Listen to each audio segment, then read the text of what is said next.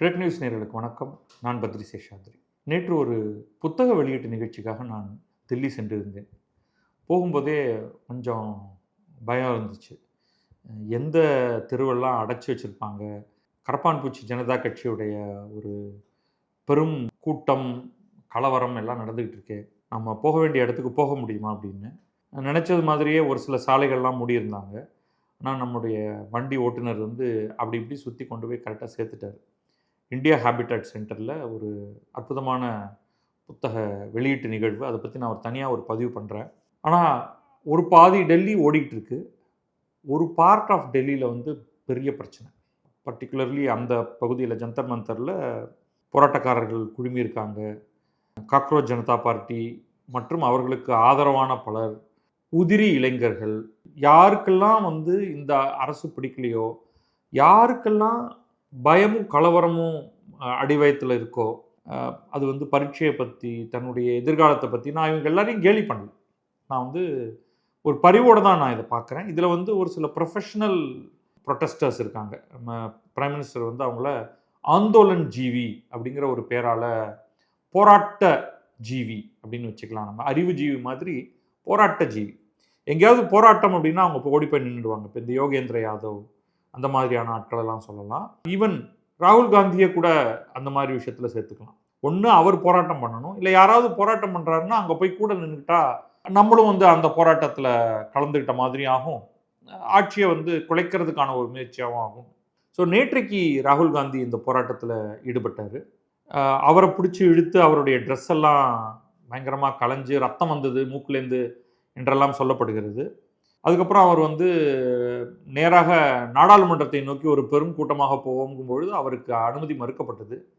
நீங்கள் நாடாளுமன்றம் போகிறதுக்கு அனுமதி மறுத்தீங்கன்னா நான் வந்து பிரதமருடைய வீட்டுக்கு போவேன் அப்படின்னு சொல்லிட்டு அவர், பிரியங்கா காந்தி எல்லாரும் கிளம்பி நேராக பிரதமரோட வீட்டுக்கு போயிட்டாங்க. ஸோ இதை பற்றின ஒரு அங்கே போயிட்டு அதுக்கப்புறம் அவர் வந்து ஒரு 5 அம்ச கோரிக்கை, இதுக்கு நடுவில் சோனம் வாங்சுக் எல்லாரும் மறந்துட்டாங்க. அவரோட பெரிய ஆட்கள்லாம் உள்ளே இறங்கிட்டாங்க இல்லையா. சோனம் வாங்சுக் வந்து ஒரு 3 கோரிக்கையை வைத்தார். அதை பற்றி நம்ம வந்து ஒரு காணொலி நம்ம ஏற்கனவே பண்ணியிருந்தோம். இப்போ இது லெவல் தாண்டி அரவிந்த் கெஜ்ரிவால் போயாச்சு, சோனம் வாங்சுக் போயாச்சு. இப்போ நேராக ராகுல் காந்தி களத்துக்குள்ளே இறங்கிட்டார். அவருடைய ஹாலிடே அவர் முடிச்சுட்டு வந்ததுனால ரொம்ப சுறுசுறுப்போடு இருக்கார். அவர் என்ன நடந்தது நேற்றுக்கு அப்படின்னு பார்க்கலாம். 5 கோரிக்கைகள் அவர் வைத்திருக்கிறாரு. இந்த அரசானது நம்முடைய மாணவர்களை சுரண்டி அவருடைய வாழ்க்கையை கேள்விக்குரியதாக மாற்றுகிறது. எனவே கல்வி அமைச்சர் தர்மேந்திர பிரதான் பதவி விலக வேண்டும். கூடவே சரி, இதுக்கு முன்னாடி இருக்கிறவங்கெல்லாம் தர்மேந்திர பிரதான் மட்டும்தானே பதவி விலகணும்னு சொன்னாங்க. அப்போ நான் உள்ளே வந்திருக்கேன்ல, இப்போ நம்ம அதை அடுத்த லெவலுக்கு கொண்டு போகணும்ல. அதனால உள்துறை அமைச்சர் அமித்ஷாவும் பதவி விலக வேண்டும் அப்படின்னு சேர்த்துக்கிட்டார். நீட் கான்ட்ரவர்சிக்கு தர்மேந்திர பிரதான் மட்டும் பதவி விலகினா போதாது, அமித்ஷாவும் பதவி விலகணும் அப்படின்ட்டு இவங்க எல்லாரும் வந்து ராகுல் காந்தி, பிரியங்கா காந்தி, நிறைய காங்கிரஸ் லீடர்ஸ் எல்லாரும் பிரைம் மினிஸ்டர் நரேந்திர மோடியோட வீட்டுக்கு வாசலில் லோக் கல்யாண் மார்க், அதுக்கு வாசலில் வந்து டேரா போட்டு எல்லாரும் உட்காந்து ரகலை பண்ணாங்க. அப்புறம் அவங்க எல்லாரையும் அரெஸ்ட் பண்ணி சத்ரசால் ஸ்டேடியத்துக்கு கூட்டிகிட்டு போயிட்டு, ஒருத்தரை ராகுல் காந்தியை வந்து சத்ரசால் ஸ்டேடியத்துக்கும் பிரியங்கா காந்தியை போலீஸ் ஸ்டேஷனுக்கும் கூட்டிகிட்டு போயிட்டாங்க. உடனே அவர்களை உடனடியாக விடுவிக்க வேண்டும் அப்படின்னு. அதெல்லாம் விடுவிக்க தான் போகிறாங்க. இது என்னது நம்ம ஊரில் நடக்கிற தாவேகா பண்ணுற மாதிரியான அரெஸ்டா? எம்எல்ஏக்களை தூக்கி ஜெயிலில் போடு, என்னை பற்றி தப்பாக பேசிட்டாங்க அப்படின்னு. அப்படி இல்லை, போராட்டத்தில் எல்லாம் நடக்கிறது தான். கல்யாண மண்டபத்தில் போய் உட்கார வச்சுட்டு அவங்களுக்கு டீயும் டிஃபனும் வாங்கி கொடுத்துட்டு சாயந்தரம் ஆன உடனே ஒரு அந்த ஏதோ ஒரு பிஎன்எஸ்ல ஏதோ ஒரு கோடில் வந்து அவங்களுக்கு கேஸை போட்டு வச்சுட்டு அப்புறம் திருப்பி அனுப்பிடுவாங்க. இவங்களும் தன்னுடைய தேர்தல் அஃபிடவிட்டில் கொடுக்கும்பொழுது என் மீது 28 கிரிமினல் கேஸ் இருக்குது, அதில் வந்து ராயட்டு, தெருவில் இறங்கி போராடியது, கல்லை விட்டு அடித்தது, காலை உடைச்சது அப்படின்னு அதெல்லாம் ஒரு சில லிஸ்டெல்லாம் வந்துடும். அந்த மாதிரியான ஒரு பெரிய ட்ராஃபி மாதிரி அது. அப்புறம் வந்து எல்லாரையும் 9 மணிக்கு ராத்திரி ரிலீஸ் பண்ணிட்டாங்க.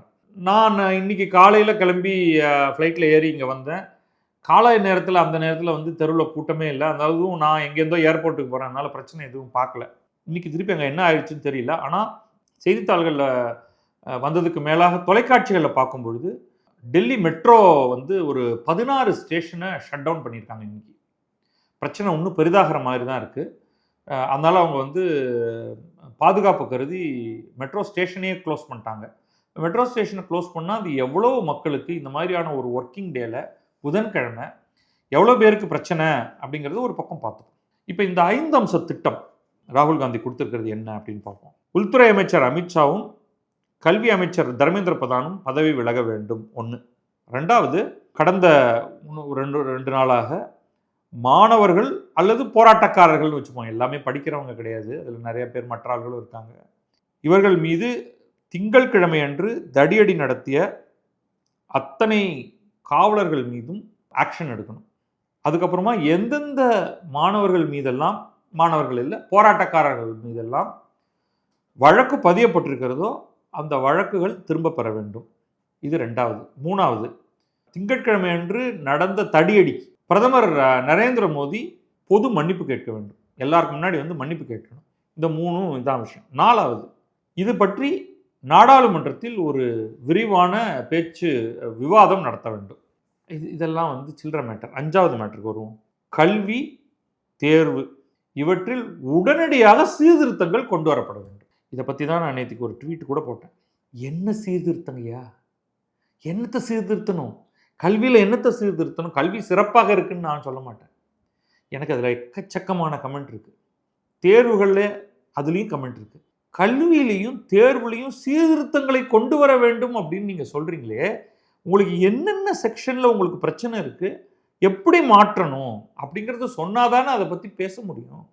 விவாதம் நடத்துங்க, அது பிரச்சனை இல்லை. அந்த விவாதத்தில் கூட நீங்கள் என்ன பண்ணுவீங்க, ஹே ஹே ஹோ ஹோ அப்படின்னு கத்திக்கிட்டு வெல் ஆஃப் தி ஹவுஸில் வந்து நின்றுட்டு கையில் கிடைச்சதெல்லாம் தூக்கி அள்ளி வீச போகிறீங்க. உண்மையில் நீங்கள் வந்து நல்லா ப்ரிப்பேர் பண்ண ஸ்பீச்சை வச்சு கடந்த 70 ஆண்டுகளில் கல்வியோடைய தரம் எப்படி போயிருக்கு, எல்லாம் படுபாதாளத்தில் போயிருக்கா, இல்லை அப் அண்ட் டவுனில் இருந்திருக்கா, சிலது மேலே போயிருக்கு, சிலது கீழே போயிருக்கா, கல்வி தரம் குறைந்து போயிருக்கா, நம்ம ஃபோக்கஸ் பண்ண வேண்டியதை விட்டுட்டு வேறு இடத்துல ஃபோக்கஸ் பண்ணுறோமா, ஆராய்ச்சி கல்வி உயர்கல்வி சரியாக இருக்கா இல்லையா, எலிமெண்ட்ரி எஜுகேஷன் ஆரம்ப கல்வியில் ஏதாவது பிரச்சனையா அப்படின்னா உண்மையிலேயே ஒரு அற்புதமான விவாதம் ஒன்றை நடத்தலாம். நான் வெளியிலிருந்தும் அதில் பங்கு கொள்ள தயாராக இருக்கேன். எனக்கு இதில் நிறைய கருத்துக்கள் இருக்குது. ஆனால் பொதுவாக நீ ரிசைன் பண்ணு, நீ வந்து போலீஸ் எல்லாம் மண்டி போடு, மாணவர்கள்லாம் வெளில கிளம்பி போங்க, உங்கள் மேலே இருக்கிற கேஸ் எல்லாம் தூக்கிடுவோம், பிரைம் மினிஸ்டர் வந்து ஐயா மன்னிச்சுங்கய்யா அப்படின்னு வந்து எஜுகேஷன் ரிஃபார்ம் பண்ணு. இது எப்படியா இதெல்லாம் வந்து ஒரு செக்மெண்ட்டில் ஒரு தட்டில் எப்படி இதை பக்கத்தில் வச்சு பார்க்க முடியும்? கல்விங்கிறது வந்து ஒரு பொதுப்பட்டியலில் இருக்குது. இப்போ மாநில கல்வியில் பள்ளி அளவில் இருக்கக்கூடிய கல்வியில் வந்து என்ன சீர்திருத்தம் வேணும், உயர்கல்வியில் என்ன சீர்திருத்தம் வேணும், மாநில அரசுகள் என்ன சீர்திருத்தத்தை கொண்டு வரணும், மத்திய அரசு என்ன சீர்திருத்தத்தை கொண்டு வரணும், கல்விக்கு செலவழிக்க வேண்டிய பணம் அதிகப்படுத்தணுமா, பள்ளிக்கூடங்களை நிறையா திறக்கணுமா, என்னையா பேசுகிறீங்க? என்ன ஆஸ்பெக்டில் பிரச்சனை? தேசிய கல்விக் கொள்கைன்னு ஒன்று கொண்டு வந்திருக்கு. அதில் தமிழகம் போன்றவர்களுக்கு ஒரு சில கருத்துக்கள் இருக்குது. முக்கியமாக மும்மொழி கொள்கையில் மிகப்பெரிய பிரச்சனை இருக்குது. முந்தைய ஆட்சி வந்து திமுக அதில் ஒரு பர்டிகுலர் செக்மெண்ட் எடுத்துக்கிட்டு இந்த இடத்துல அவங்களுக்கு மொழியில் பிரச்சனை, இங்கே சமஸ்கிருதத்தை திணிக்கிறீங்க, இங்கே ஹிந்தியை திணிக்கிறீங்க, சரி மற்ற மாநிலங்கள் அதை கூட சொல்லலை. அப்புறம் திமுக இன்னொரு இடத்த சுட்டி காட்டி நீங்கள் வந்து இன்டெரக்டாக குலக்கல்வியை கொண்டு வரீங்க, ஏன்னா எல்லாரும் வந்து கொஞ்சம் ஹேண்ட்ஸ் ஆன் ப்ராக்டிக்கலாக சில காரியங்களை செய்யணும் அப்படின்னு சொன்னதுக்கு உடனே குலக்கல்வியை கொண்டு வரீங்க அப்படின்னாங்க. மற்ற மாநிலங்கள் அதையும் சொல்லலை. ஸோ தேசிய கல்விக் கொள்கையில் ஏதாவது பிரச்சனையா, இல்லைங்க கல்வி கொள்கையில் ஓகேங்க, அதை இம்ப்ளிமெண்ட் பண்ணக்கூடிய இடத்துல தப்பு இருக்குன்னு சொல்கிறீங்களா, என்ன problem? Please talk about it. சரி, இது எல்லாத்தையும் சொல்லிவிட்டு இவங்களுக்கு ஒரு இடத்துல பிரச்சனை இருக்குது. அப்புறம் இவங்க டிஸ்கஸ் பண்ணுறாரு பாருங்க. இதெல்லாம் பார்க்கும்பொழுது தான் கொஞ்சம் காமெடியாக இருக்குது. Why is the Indian education system collapsing அப்படின்னு கேட்குறாரு. யார்? ராகுல் காந்தி கேட்குறாரு. எங்கே கொலாப்ஸ் ஆகிருக்கு? 2 ப்ராப்ளம் நடந்தது, அதுவும் சிபிஎஸ்சியில். இந்தியாவே சிபிஎஸ்சி கிடையாது, எல்லா மாநிலங்கள்லையும் அந்தந்த லோக்கல் போர்டில் பாடம் நடத்திக்கிட்டு தான் இருக்காங்க. ஒரு கேள்வி கேட்குறாரு, ஒய் ஆர் பேப்பர்ஸ் லீக்கிங்? சரியான கேள்வி. இது வந்து என்னை பொறுத்த வரைக்கும் law and order problem. Practically it's a law and order problem. திருடி கொண்டு போய் விற்றா காசு கிடைக்கும்னு திருடுறான், விற்கிறான். இப்போ திருடாமல் இருப்பது எப்படின்னு ஒரு சிஸ்டத்தை உருவாக்குறதுக்கும் கல்வி திட்டத்துக்கும் என்ன பிரச்சனை? எகெயின் தமிழ்நாட்டிலையாவது நீட்டு கூடவே கூடாதுங்கிறாங்க. இப்போவே வந்து புதிய தலைமுறை தொடங்கி எல்லா செய்தி தொலைக்காட்சிகள்லையும் நீட்டுக்கு எதிரான போராட்டம் அப்படின்னு சொல்கிறாங்க.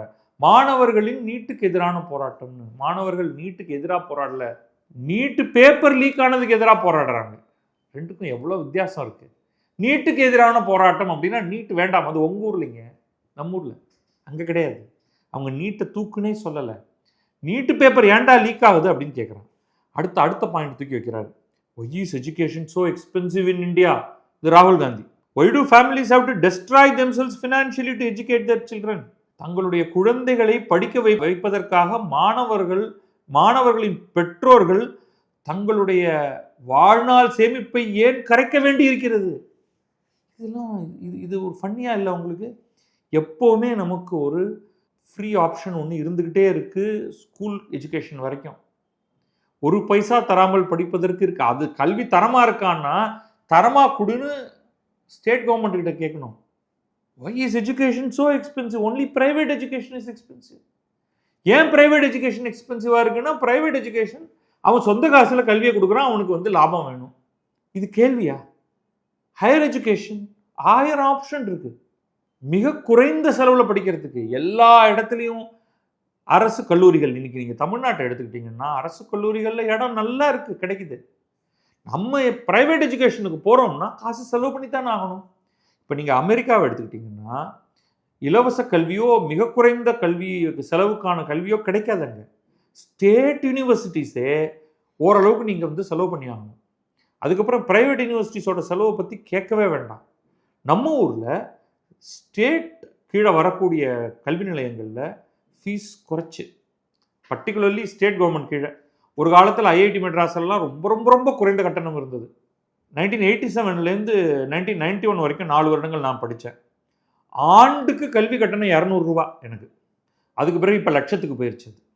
200 ரூபாயிலேருந்து அப்படியே தாவி தாவி தாவி தாவி இதே அந்த அதர்ஹேண்ட் நீங்கள் வந்து காலேஜ் ஆஃப் இன்ஜினியரிங் கிண்டிலேயோ மற்ற இடங்களில் இருக்கக்கூடிய இப்போ அது வந்து சிஐடியாக இருக்கலாம், ஜிசிடியாக இருக்கலாம் கோயம்புத்தூரில். நான் வெறும் இன்ஜினியரிங் காலேஜை பற்றி மட்டும்தான் சொல்கிறேன். Medical college, state controlled medical காலேஜில் அதை விட குறைச்சி காசு. தனியாருக்கு போகிறீங்கன்னா நிச்சயமாக நீங்கள் பணம் கட்டணும். இப்படி எல்லாத்தையும் சொல்லிவிட்டு இதெல்லாம் கேள்விகளை எழுப்புவது தவறல்ல அப்படிங்கிறது. இந்த கேள்விகளையா சிஜேபி எழுப்புது? அவர்களும் சொல்கிறாங்க எஜுகேஷன் ரிஃபார்ம் வேணும்னு. எக்ஸாம் ரிஃபார்ம் நம்ம ஒத்துப்போம். நான் வந்து ஆரம்பத்திலிருந்தே இதை நான் சொல்லிட்டு வரேன். சிபிஎஸ்சி எக்ஸாம் மார்க்கிங் சிஸ்டத்துலேயும் குளறுபடி நடந்தது. நீட்டு தேர்வுகளில் ஒவ்வொரு ஆண்டும் இந்த பிரச்சனை நடந்துகிட்டு இருக்கு. அது வந்து இன்னும் கவனம் செலுத்தி பண்ணியிருக்கணும். அது வந்து என்டிஏ ஒழுங்காக பண்ணலை. நிச்சயமாக தர்மேந்திர பிரதான் அதற்கு பொறுப்பு எடுத்துக்கொண்டு பதவி விலகி இருக்க வேண்டும், அல்லது அவரை பதவியிலிருந்து நீக்கி இருக்க வேண்டும். இதை செய்யாமல் விட்டது நரேந்திர மோடியுடைய பெரும் தவறு. அதன் விளைவாக இன்றைக்கு அப்படி சொல்லிட்டு இந்த சிஜேபி அப்படின்னு அவங்கள கேவலப்படுத்தாமல் அவங்கள கூப்பிட்டு உட்கார வச்சு 2 காஃபி கொடுத்து அவங்கள்ட்ட பேசிட்டு இப்போ வந்து ஜேபி நத்தாவோட பேச்சுவார்த்தை நடத்தியிருக்காங்க. ராகுல் காந்தி பிரியங்கா காந்தி கிட்ட ஜிதேந்திர சிங் போய் பேசியிருக்காரு, minister of state for PMO. போய் அவர்கிட்ட பேசி ஒரு 1/2 மணி நேரம் பேசியிருக்காரு. அவருடைய டிமாண்டெல்லாம் கேட்டிருக்காரு. கேட்டுட்டு நம்ம வந்து இதுக்கு கட்டாயமாக நம்ம இதை நாடாளுமன்றத்தில் பேசுவோம் அப்படின்னு சொல்லியிருக்காரு. ஆனால் அவங்க என்னன்னா திருப்பி வெளில வந்துட்டு அதெல்லாம் கிடையாது, நீங்கள் முதல்ல தர்மேந்திர பிரதான் வந்து ரிசைன் பண்ண வைங்க, அப்போ தான் நாங்கள் பேசுவோம் அப்படின்னு ராகுல் காந்தி அப் பண்ணிட்டார். இப்போ ஆளுங்கட்சி என்ன பண்ணுது பிஜேபி? நீ கேட்டு நான் கொடுத்துட்டேன்னா அப்புறம் வந்து நீ என் தலைமையில் ஏறி உட்காருவ. அப்புறம் சிஜேபி வந்து அவனை தூக்குமா, அப்புறம் ராகுல் காந்தி வந்து நிதியமைச்சரை தூக்கு அப்படிம்பீங்க, அப்புறம் இன்னொருத்தர் வந்து இராணுவ அமைச்சரை தூக்கு அப்படிம்பீங்க. நான் மாட்டேன் அப்படின்னு பிடிவாதமாக இருக்காரு நரேந்திர மோடி. அது தவறு. தர்மேந்திர பிரதானுடைய கேஸில் there is genuine reason. Incompetence, அது ஒரு மினிஸ்டருக்கும் அந்த இன்கம்பீட்டன்ஸில் பங்கு இருக்குது. நீங்கள் அப்ரூவல் கொடுத்துருக்கக்கூடாது, கேட்டிருக்கணும், அப்பா இஸ் எவ்ரி திங் ஃபைன் அப்படின்னு. சின்ன பசங்கள்லாம் அந்த சைட்டை ஹேக் பண்ணி அது அவ்வளோ ஓட்டையோட இருக்குது அப்படின்னு காமிச்சிருக்காங்க. அப்போ நீங்கள் வந்து கான்ட்ராக்டை யார்கிட்டயோ கொடுத்துருக்கீங்க, நீங்கள் அதில் லஞ்சம் வாங்கினீங்களா இல்லையா அப்படிங்கிறதெல்லாம் விசாரணையின் போது தான் வரும். பட் அது மாதிரி ஒரு விசாரணை கூட ஒழுங்காக ஆர்டர் பண்ணாங்களா தெரியல. அப்போ இந்த மாதிரியான ஒரு சுச்சுவேஷனில் யாரோ ஒருத்தர் வந்து அந்த பொறுப்பை ஏற்றுக்கலைன்னா அப்போ நிச்சயமாக வந்து உங்களுக்கு எங்களை பற்றி அக்கறை இல்லை அப்படிங்கிற ஒரு எண்ணம் மாணவர்களுக்கு வந்துடுது. உத்தரப்பிரதேசிலேருந்து வந்தாங்க, இங்கேருந்து வராங்க, அங்கேருந்து வராங்க, போராட வராங்க அப்படின்ட்டு வந்திருக்கக்கூடிய மாணவர்கள் டோட்டலி இன்னொரு புது கதையை சில நண்பர்கள் வந்து இணையத்தில் எழுதுகிறாங்க, வேலையில்லா திண்டாட்டம் அப்படின்ட்டு. எங்கேயாவது சிஜேபி வேலையை பற்றி பேசுதா? வேலையை பற்றி யாருமே பேசலை. எங்களுக்கு படித்த படிப்புக்கு ஏற்ப வேலை கிடைக்கவில்லை, அதனால் போராடுகிறோம்னு சொல்கிறாங்களா? இல்லை. இங்கே போராடுறவங்க 1000 பேர் ஆளாளுக்கு அவங்க விருப்பத்துக்கு ஒன்று சொல்லுவாங்க. ராகுல் காந்தி வந்து ஒன்று சொல்லுவார், அரவிந்த் கெஜ்ரிவால் ஒன்று சொல்லுவார், இங்கே லோக்கலாக ஸ்டாலின் ஒன்று சொல்ல போகிறாரு. இப்போ இங்கே பார்த்தீங்கன்னா அறிவு அப்படின்னு ஒரு பாடகர் வந்து இதுக்கு வெளியில் உட்காந்துக்கிட்டு நீட்டை நீக்குன்னு போராட ஆரம்பித்தார் கோட்டைக்கு வெளியில். அதோட அந்த போராட்டம் கலைஞ்சு முடிஞ்சு போயிடுச்சு. இங்கே நீட்டுக்கு எதிராக போராடுறதுங்கிறதுக்கும் டெல்லியில் நீட்டுக்கு எதிராக போராடுங்கிறதுக்கும் கம்ப்ளீட்லி வேறு. ஆளாளுக்கு ஒன்று கேட்க தான் போகிறாங்க. மும்மொழி திட்டத்தை உடனடியாக திரும்ப பெற்றுக்கொள் அப்படின்னு இங்கே ஒருத்தர் போராடுவாங்க. அப்போ இதெல்லாம் ஒரு போராட்டமா? இல்லை. ஆனால் மக்கள் மனசில் கோபம் இருக்குது அப்படின்னா அந்த கோபத்தை சரியான விதத்தில் ஹேண்டில் பண்ணணும். அது பண்ணாதோட விளைவு தான் இது. அப்போ நம்ம டிஸ்கஸ் பண்ணலான்னா என்ன டிஸ்கஸ் பண்ண போகிறீங்க?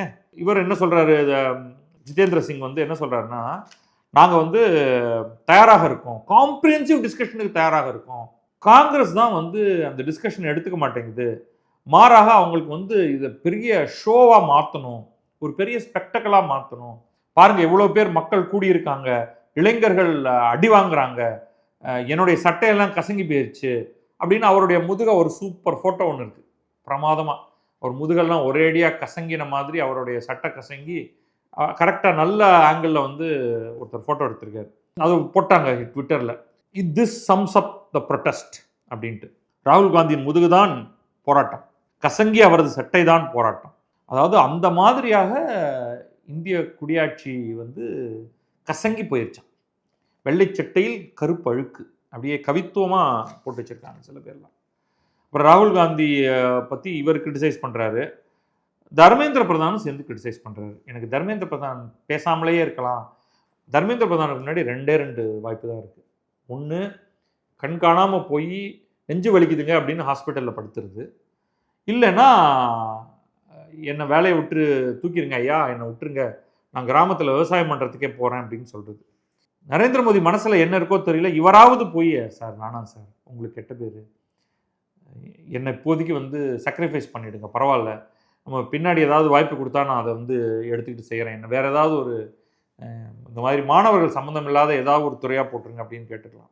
மாறாக அவர் வேற குட்டி முழங்குறாரு தேவையே இல்லாமல்.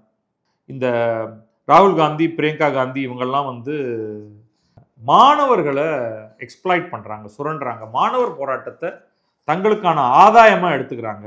இப்போ அரசியலில் அப்படி தான்ப்பா பண்ணுவாங்க. Exploiting students as political tools to manufacture disruption during the monsoon session of the parliament. நாடாளுமன்றத்துடைய மழைக்கால கூட்டத்தொடரை ஒழிச்சு கட்டுறதுக்காக மாணவர்களோட போராட்டத்தை ஒரு அரசியல் கருவியாக பயன்படுத்துகிறார். செக்யூரிட்டி புரோட்டோகாலெல்லாம் வயலேட் பண்ணிட்டு காங்கிரஸ் மக்களுக்கு மிக பயங்கரமான ஒரு என்ன சொல்கிறது இன்கன்வீனியன்ஸ் கொடுத்துருக்காங்க. அவர்களுக்கு அவர்களுடைய ரொட்டீன் ஒர்க்கை வந்து கெடுத்து வச்சுருக்காங்க அப்படின்னு அவர் சொல்லியிருக்காரு. நாங்கள் ரெடியாக இருக்கோம். எப்படி ஜிதேந்திர சிங் சொன்னதையே அப்படியே திருப்பி சொல்கிறாரு, நாங்கள் வந்து தயாராக இருக்கோம், நாங்கள் ஒரு பெரிய விவாதத்துக்கு தயாராக இருக்கோம். அந்த விவாதத்தில் இவர் எழுந்து பேசிடாமல் இருக்கணும்னு வேற நமக்கு கிளியாக இருக்குது. ஏன்னா இவருக்கு எப்படி டிஃபைன் பண்ணுவீங்க? யோ நீ தானே சொதப்பின அப்படின்னு சொன்னால், ஆமாம் நான் தான் சொதப்பினேன் அப்படின்னு நான் சொல்ல முடியும்?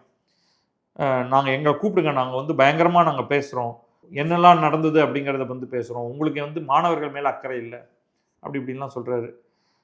ராகுல் காந்திக்கு இது வந்து மாணவர்கள் பற்றியதே அல்ல, எப்படியாவது எங்கெங்கெல்லாம் வாய்ப்புகள் இருக்கோ அந்த இடத்துலலாம் வந்து ஒரு மோதல் போக்கை உருவாக்க வேண்டும் அப்படிங்கிறது தான் இவருடைய நோக்கம் அப்படின்ட்டு.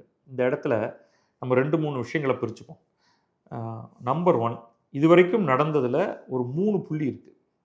சிபிஎஸ்சி சொதப்பல், மார்க் திருத்தம் சொதப்பல், நீட் தேர்வு எக்ஸாம் கேன்சலேஷன் சொதப்பல்.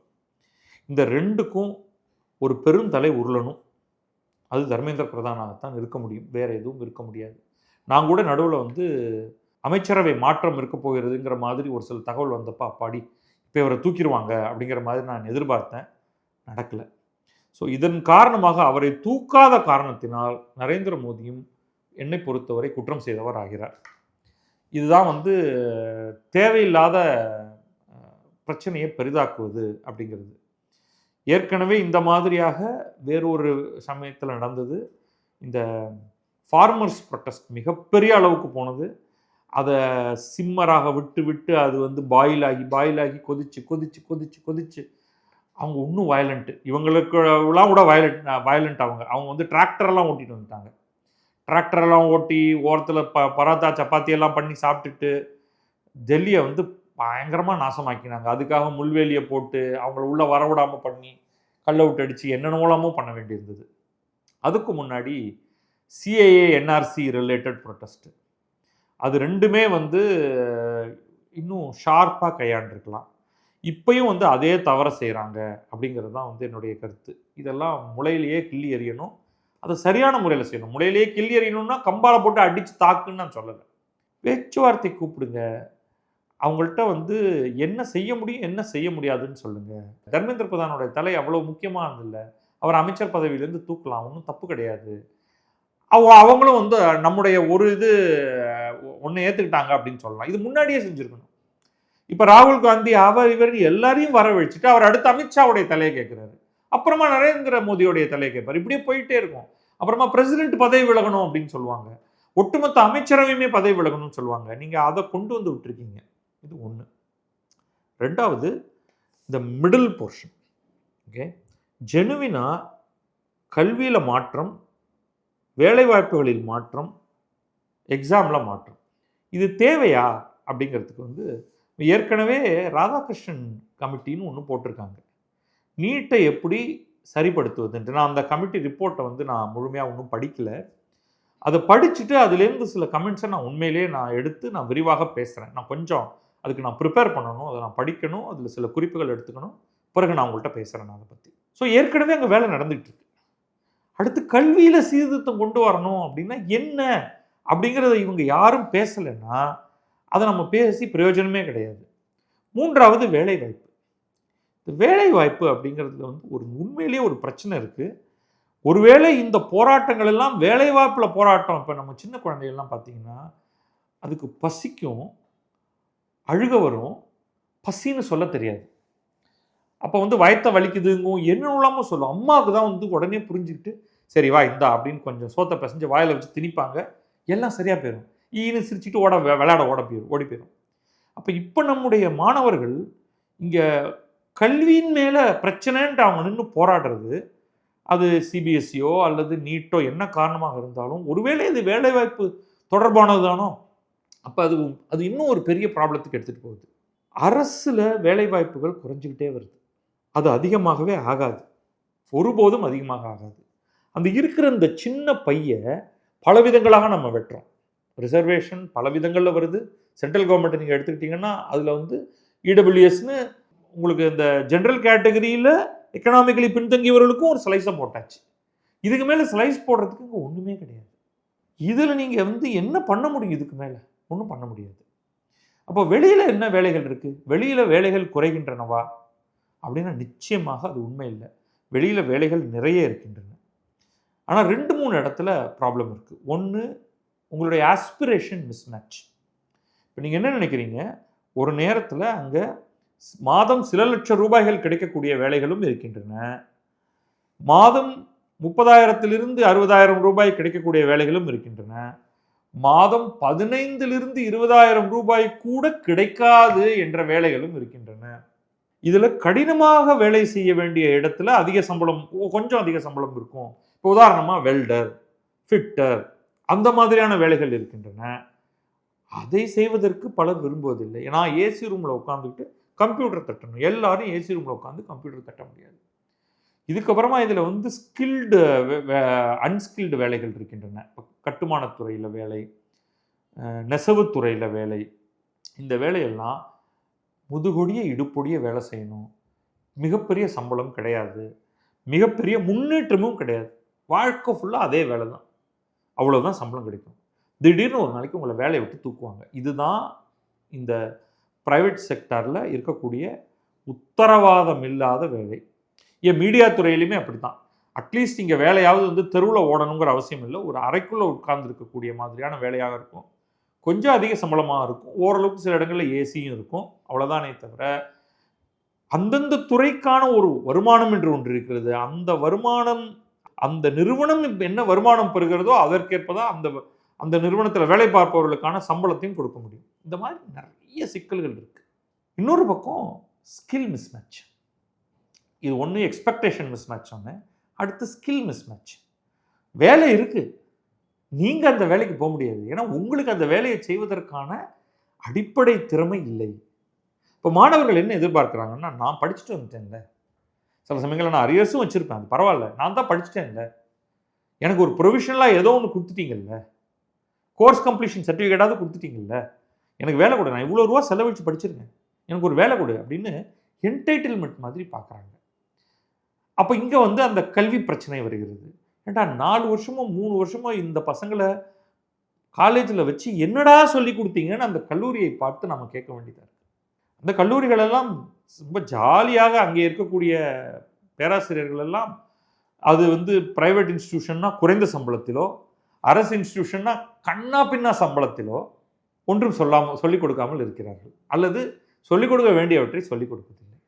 இந்த ஸ்கில் மிஸ் மேட்ச் எப்படி சால்வ் பண்ணுறது? மத்திய அரசு பல கருத்துக்களை முன்வைக்கிறது, அப்ரெண்டிஸ்ஷிப்பு அது இதுன்னு. அதுலேயும் எப்படி பணம் கறக்கிறதுன்னு ஈகோசிஸ்டம் பார்க்குதே தவிர ஜெனுவின் டிரான்ஸ்ஃபர்மேஷன் அப்படிங்கிறது நடப்பதில்லை. அப்போ இந்த பெரிய ப்ராப்ளம் வந்து அதுதான் உங்களுக்கு இந்த அண்டர் எம்ப்ளாய்மெண்ட் அப்படிங்கிற ஒன்றை உருவாக்குகிறது. Unemployment and under employment. வேலை இருக்குது, எனக்கு அந்த வேலை எப்படி செய்கிறதுன்னு தெரியல, என்ன ஸ்கில் அப்கிரேடேஷன் பண்ணுறதுக்கான ஒரு பிளாட்ஃபார்ம் இல்லை, ஹானஸ்ட் பிளாட்ஃபார்ம். இது பெரிய ப்ராப்ளம். இந்த ப்ராப்ளத்தை தான் நம்ம கல்வியில் பிரச்சனை, கல்வியில் ரிஃபார்ம் பண்ணுன்னு சொல்கிறோமா என்றால் அதை எப்படி செய்ய போகிறோம்? அதை ஓவர் நைட் எப்படி செய்ய போகிறோம்? சரி, அதுக்கு ஆட்சியில் இருப்பவர்களுக்கு பொறுப்பு இருக்கான்றால் கட்டாயமாக இருக்கிறது. அதை இந்த அரசு புரிந்து கொள்ளவில்லை என்பதும் அதில் ஒரு பாவம் தான். இவர்கள் முன்னாடி இருக்கக்கூடிய 60 ஆண்டுகள் ஆண்ட காங்கிரஸ்ன்னு சொல்லிட்டு இருக்க முடியாது. கடந்த 12 ஆண்டுகளாக ஸ்மிருதி இரானியில் ஆரம்பித்து இப்பொழுது தர்மேந்திர பிரதான் வரை இடைப்பட்ட எல்லோரையும் சேர்த்து கொண்டு பார்த்தோம் என்றால் இதில் இப்படி ஒரு பிரச்சனை இருக்கிறது என்பதே இவர்கள் புரிந்து கொண்டிருக்கிறார்களா அப்படின்னு தெரியல. நாட்டில் பல இடத்துல மக்களோடையும் பல்வேறு ஸ்டேக் ஹோல்டர்ஸோடையும் ப்ரொஃபஸர்ஸோடையும் கல்வியாளர்களோடையும் எஜுகேஷனல் ரிசர்ச்சர்ஸோடையும் திங்க் டேங்கை சேர்ந்தவர்களோடையும் பப்ளிக் இன்டெலெக்சுவல்ஸோடையும் ஏதாவது பேச்சுவார்த்தை நடத்திருக்காங்களான்னா நடத்தினதே இல்லை. We have a problem, we have a genuine problem. அது சிஜேபிக்கு சொல்ல தெரியாமல் கல்வியில் முன்னேற்றத்தை கொண்டு வா, கல்வியில் மாற்றத்தை கொண்டு வா, கல்வியில் சீர்திருத்தத்தை கொண்டு வானா, அதில் வந்து ராகுல் காந்தி சேர்ந்துக்கிட்டு கல்வியில் சீர்திருத்தத்தை கொண்டு வானா அவர் என்னத்தை சொல்ல வராருன்னு நமக்கு புரியல. ப்ராப்ளம் இருக்கலாம், இருக்கிறது. ஆனால் அது தெருவில் நீ மார்ச் போட்டு என்ன பண்ண முடியும்? தர்மேந்திர பிரதானை நீக்கினால் ஏதாவது மாற்றம் ஏற்படுமானா ஏற்படலாம். முதல்ல இந்த ஆளை நகர்த்தியா, எனக்கு அவர் வந்து சொதப்பினதுனாலேயே எனக்கு பிடிக்கல என்று நீங்கள் சொன்னால் அதை ஏற்றுக்கொள்ளத்தான் வேண்டும். இப்போ வேறு யாரை கொண்டு வருவீங்க? Why not? இப்போ வந்து ஒரு பர்டிகுலர் துறை எடுத்துப்போம், எக்ஸ்டர்னல் அஃபேர்ஸ் எடுத்துப்போம். அப்போ அங்கே யாரை கொண்டு வரீங்க அந்த இடத்துல? ஜெய்சங்கர் அப்படிங்கிற ஒரு கெரியர் டிப்ளமாட்டை அவர் ரிட்டையர் ஆனதுக்கு பிறகு அவர் அந்த பதவிக்கு கொண்டு வரீங்க. அதே மாதிரி கல்வி அமைச்சராக இருப்பவர் குறைந்தபட்சம் ஒரு கல்வியாளராக இருந்தால் நன்றாக இருக்கும் அல்லவா? முன்னாள் யூஜிசி ஆள் யாரையாவது ஒருத்தர், அல்லது ஒரு வைஸ் சான்சலர் ஒருத்தர், அப்படி யாராவது ஒருத்தரை கொண்டு வந்து ஒரு ஒரு ஜெனுவினாக மினிஸ்டருங்கிற பந்தா எதுவும் இல்லாமல் உண்மையில் நமக்கு சில ப்ராப்ளம்ஸ் இருக்குது, அந்த ப்ராப்ளத்தை எப்படி சால்வ் பண்ணுறது அப்படிங்கிறத நம்ம எப்படி செய்வது அப்படின்னு பண்ணால் நல்லாயிருக்கும். ஸோ இந்த மாதிரியான சில ஆக்கப்பூர்வமான கருத்துக்களை நானும் முன்வைக்க முடியும். ஆனால் இப்போ முதல்ல வந்து இப்போ இருக்கிற இந்த மாணவர்களை பாசிஃபை பண்ணணும், அவங்க எல்லாரையும் வீட்டுக்கு அனுப்பணும். இல்லைன்னா இன்னும் 4 பேர் மேலே அவன் கல்லை விட்டு அடிப்பான், அப்போ அவனை லத்தி சார்ஜ் பண்ணுவீங்க. உடனே இந்த இது வந்து இன்னும் பெருசாகும், அது வீடியோ உடனே வெளில வரும். என்ன அந்த பையன் பண்ணா அந்த பொண்ணு பண்ணுச்சுங்கிறது நமக்கு தெரியாது, ஆனால் அவர்கள் அடி வாங்குவது தெரியும். அதை யாராலையுமே பொறுத்துக்க முடியாது. அதை நான் ஏற்றுக்கிறேன்னா நம்ம குழந்தைகள் அவங்க. அப்போ நம்ம இங்கே பண்ண வேண்டியது என்னென்னா, முதல்ல இந்த பிரச்சனையை நிறுத்திட்டு, அஃப்கோர்ஸ் இதில் வந்து எதிர்க்கட்சி ஆட்கள் வந்து குளிர்காய்வார்கள். இதை அடிப்படையாக வைத்து கலவரத்தை ஏற்படுத்தி அடுத்த தேர்தலில் நாம் ஜெயிக்க முடியுமானது அவங்க பார்ப்பாங்க. நீங்கள் அதானே பண்ணீங்க. இந்தியா அகேன்ஸ்ட் கரப்ஷனுடைய மேலே ஏறித்தான் பாரதிய ஜனதாவும் ஆட்சியை பிடித்தது. அதே மாதிரி சோனம் வாங்சுக் காக்ரோச் ஜனதா பார்ட்டி மேலே ஏறி ஆட்சியை பிடிக்க முடியுமா என்று எதிர்க்கட்சிகள் பார்ப்பது இயல்பு தான். அதை நான் பெரிய விஷயமா பார்க்கல. அதனாலேயே நீங்கள் இன்னும் பொறுப்போடு செயல்பட வேண்டியது முக்கியமாகிறது. அது செய்யலை அப்படிங்கும் பொழுது இந்த ஆட்சி மீது ஒரு கோபமும் வருகிறது. ஏன்னா இதை ஒரு அரசியல் பற்றி இவ்வளவு கரைச்சி குடித்தவங்க நீங்கள், எல்லா இடத்துலையும் எப்படி ஜெயிக்கிறதுங்கிறத தெரிந்து வைத்திருக்கிறீர்கள். மாணவர் ஒரு கூட்டத்தை எப்படி எதிர்கொள்வது அப்படிங்கிறது உங்களுக்கு புரியலையே. 3வது முறையாக சிஏஏ ப்ரொட்டஸ்ட்டுக்கு பிறகு, ஃபார்மர்ஸ் ப்ரொட்டஸ்ட்டுக்கு பிறகு இந்த மாணவர் ப்ரொட்டஸ்ட் அல்லது இளைஞர் ப்ரொட்டஸ்ட் அப்படிங்கிறதுல சிக்கி உட்கார்ந்துருக்கிறீர்களே அப்படிங்கிறதோட நம்முடைய காணொலியை முடிச்சுப்போம். நன்றி, வணக்கம். நான் பத்ரி சேஷாத்ரி. இது கிழக்கு நியூஸ்.